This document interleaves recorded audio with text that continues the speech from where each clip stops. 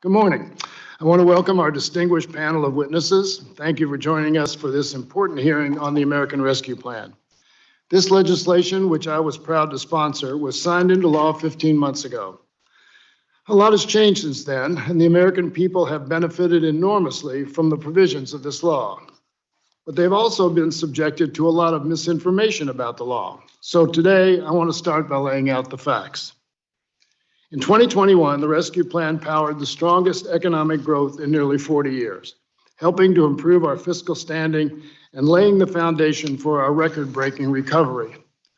On the jobs front, before the Rescue Plan, the nonpartisan Congressional Budget Office projected our unemployment rate would be 5% right now, and that it wouldn't drop below 4% within this decade.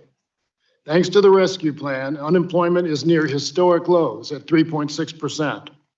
17 states, including my home state of Kentucky, are seeing their lowest unemployment rates on record. In fact, the Rescue Plan nearly doubled GDP growth and led to the creation of 4 million additional jobs in 2021. That's millions of Americans earning a paycheck as a direct result of the Rescue Plan. And it's not only jobs. Incomes are up too, by more than 5% overall, and by nearly 12% for the lowest earning workers. That's even after accounting for inflation. The child poverty rate dropped nearly 40% from 2020 to 2021. Despite the economic fallout of the pandemic and the possibility of a wave of evictions, foreclosures hit an all-time low last year. Across the board, the data shows that the Rescue Plan helped American families enormously, ensuring they could put food on the table, stay in their homes, and avoid economic devastation despite the turbulent times. The law was also enormously beneficial to state and local governments. During the Great Recession, the contraction at the state and local level hurt our overall recovery and prevented states from addressing community needs and longer-term impacts of the recession.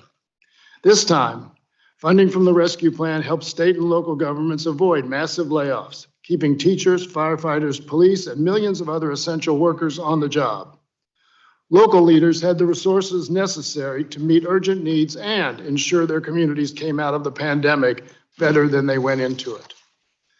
Not only was the Rescue Plan more effective than other aid packages during the previous recession, it also helped the United States recover more quickly than other nations.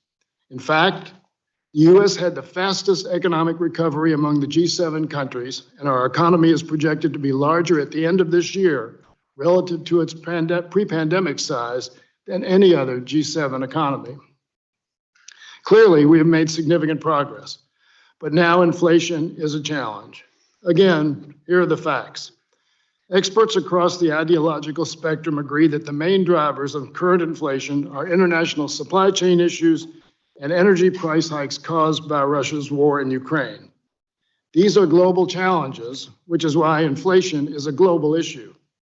As Treasury Secretary Yellen said last week, quote, "We're seeing high inflation in almost all of the developed countries around the world, and they have very different fiscal policies." But unlike our global counterparts, America is in a better place to face these economic headwinds because of the American Rescue Plan. We have avoided the kind of long-lasting financial damage to families and communities that typically follows an economic downturn of the size we experienced. We have avoided the grim forecast CBO projected before the Rescue Plan. We saved our economy and we delivered life-saving and life-changing relief to families across the country, all while fueling the most equitable and impressive economic recovery in recent memory. There's a lot to learn from the Rescue Plan and the important role the federal government can play in the lives of Americans. I look forward to discussing this further with our esteemed panel of witnesses today. With that, I would like to yield to the ranking member, Mr. Smith,